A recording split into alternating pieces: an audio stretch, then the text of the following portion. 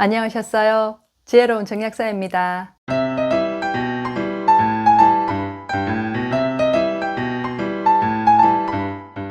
날씨가 건조하고 추워지면 몸에 가려움을 느끼는 분들이 많아지죠. 이 가려움은 우리 몸 안에 있는 열과 상관이 있습니다. 열은 우리 이 모공을 통해서 배출이 되는데요. 날이 추워지면 모공이 닫히죠. 그러면 이 몸 밖으로 배출되던 열이 몸 안에 가둬지면서 이 가려움증을 유발하게 됩니다. 우리 몸 안에 있는 혈액과 체액이 충분하면 이 피부로 혈액이 충분히 흘러 들어가면서 이 산소와 영양이 잘 공급이 되니까요. 이 모공도 잘 열려서 열 배출이 원활한데요. 반대로 혈액과 체액이 메말라 있으면 이 피부로도 혈액이 제대로 전달이 안 되겠죠. 그러면 이 기온 변화에 따른 이 모공의 개폐 작용이 원활하게 잘 안 돼요. 그래서 환절기 중에서도 특히 이 여름에서 가을로 넘어갈 때 피부에 있는 이 모공이 닫히는 계절에 이 열의 배출이 잘 안 되면서 가려움이 심해지는 거죠. 이렇게 가려움은 우리 몸이 메마를 때 더 심해지는데요. 이럴 때 꼭 필요한 것과 그리고 꼭 피해야 될 것을 오늘 알려드릴게요. 몸 안에 체액과 혈액이 메말랐다고 하면 가장 먼저 물을 많이 마셔야겠다라고 생각하게 되죠. 체액이 부족하고 혈액이 끈적해져서 혈액순환이 잘 안 되면 혈액 속에 독소나 염증 물질들이 농축되어 있어서 가려움을 더 유발하게 되고요. 그리고 또 이 독소나 노폐물들이 몸 밖으로 빠져나가려면 우리 몸의 하수구 역할을 하는 림프순환도 잘 돼야 되는데요. 이 혈액순환과 림프순환을 하는데 가장 기본이 되는 것이 바로 이 물입니다. 그런데 물을 아무리 많이 마셔도 심지어 하루에 물을 2리터 이상 마셔도 입이 마르고 이 몸이 건조하다는 분들이 있거든요. 이런 분들은 이 몸 안에 소금이 부족한 분들이에요. 소금이 있어야 물을 몸 안에 흡수시킬 수가 있습니다. 소금이 있는 곳에 물이 있기 때문에 소금이 있는 만큼 우리 몸은 물을 잡고 있을 수가 있어요. 소금은 안 먹고 물만 많이 마시게 되면 화장실만 자주 가게 되죠. 이때 물만 빠지는 것이 아니라 이 전해질도 함께 빠져나가기 때문에 우리 몸은 이 전해질이 부족하게 되면 이 몸에 물을 갖고 있을 수가 없거든요. 그러면 세포가 탈수 상태가 되니까 이 몸이 건조해집니다. 그래서 피부가 건조하고 가려운 분들은 물도 많이 마셔야 하지만 반드시 소금도 함께 충분히 드셔야 돼요.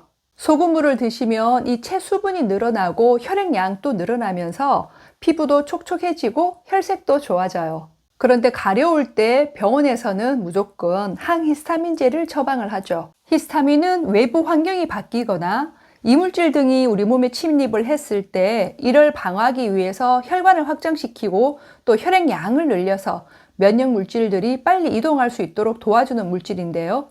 이것이 과하게 분비가 되면 가려움이나 피부 발진 등의 부작용이 생깁니다. 그런데 히스타민은 세포가 탈수 상태일 때, 즉 혈액과 체액이 메말라 있을수록 더 많이 분비가 되기 때문에 이런 부작용도 더 심하게 나타납니다.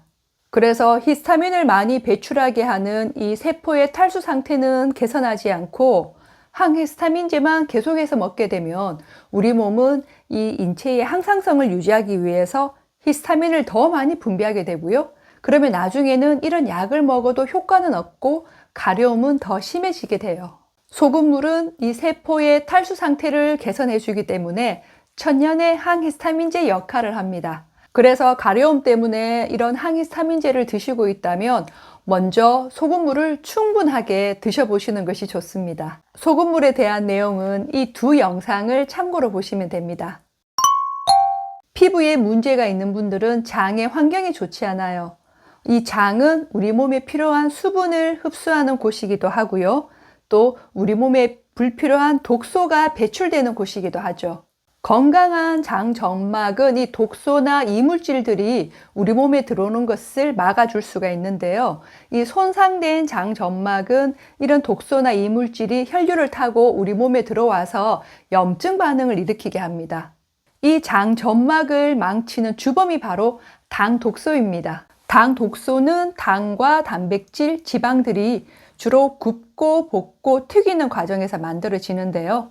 그래서 이 당 독소가 많은 대표적인 음식이 바로 커피, 빵, 과자, 치킨, 튀김, 그리고 구운 고기들이죠. 이 당 독소를 줄이려면 굽고 볶고 튀기는 요리 대신 찌고 데치고 삶는 조리법을 쓰시는 게 좋아요. 당 독소가 많은 음식들은 장 점막뿐만 아니라 우리 몸을 염증 상태로 만들기 때문에 가려움이 있는 분들은 피해야 되죠. 그리고 또 이런 당 독소가 많은 음식은 교감신경을 항진시켜서 체액을 더 말려버리거든요. 그래서 가려움증으로 고생하시는 분들은 정말 이런 당 독소가 많은 음식을 꼭 끊어보셔야 되고요. 딱 일주일만 끊어보셔도 그 차이를 확실하게 느낄 수가 있어요. 한 가지 더 말씀을 드리면 단 음식도 가려움에는 안 좋습니다. 설탕이 들어있는 과자나 디저트 음식들, 그리고 액상과당이 들어있는 음료수를 많이 먹은 날엔 가려움이 더 심해지죠. 설탕은 혈액을 끈적하게 만들고요. 또 인슐린 분비를 증폭시켜서 염증을 일으킵니다. 당뇨가 있는 분들이 피부가 가려운 이유가 바로 이것 때문이죠. 설탕은 나쁜 건 알겠는데 과일은 어떨까요? 보통 과일은 건강에 좋다고 생각을 하시고 드시는 것에 제한을 두지 않은 분들이 많으신데요. 과일에도 당 독소가 의외로 많이 들어있고요. 또 과일에 들어있는 과당도 혈당을 올리기 때문에 주의를 하셔야 돼요. 당도가 높은 과일을 먹고 더 가렵다는 분들이 많으시거든요. 그래서 너무 단 과일을 지나치게 많이 먹는 것도 주의를 하셔야 돼요. 오늘 내용을 간단하게 정리해보면 가려움을 없애려면 첫째, 소금물을 충분하게 많이 드시고요. 두 번째, 굽고 볶고 튀긴 이런 당 독소가 많은 음식과 그리고 또 설탕이 많은 음식은 절제를 하시고 단 과일도 지나치게 많이 드시는 것은 피하시는 것이 좋습니다. 이런 기본적인 습관부터 먼저 바꿔보시고요. 좀 더 빠른 개선을 원하시는 분들은 상담을 통해서 본인의 체질에 맞는 그런 천연 영양소로 된 영양요법을 함께 하시면 훨씬 더 치료가 빨라집니다. 건강은 작은 습관에서부터 시작이 되죠. 지금까지 내가 먹어온 음식과 마음이 현재의 내 몸을 만들었고요. 그리고 또 지금부터 내가 먹을 음식과 마음이 미래의 나의 건강을 책임을 집니다. 오늘부터 미래의 나의 건강을 위해서 이 작은 습관 하나부터 바꿔보시고요. 지혜로운 정약사는 다음 이 시간에 또 여러분들 건강에 도움되는 정보로 찾아뵙도록 할게요. 봐주셔서 너무너무 감사드리고요. 고맙습니다.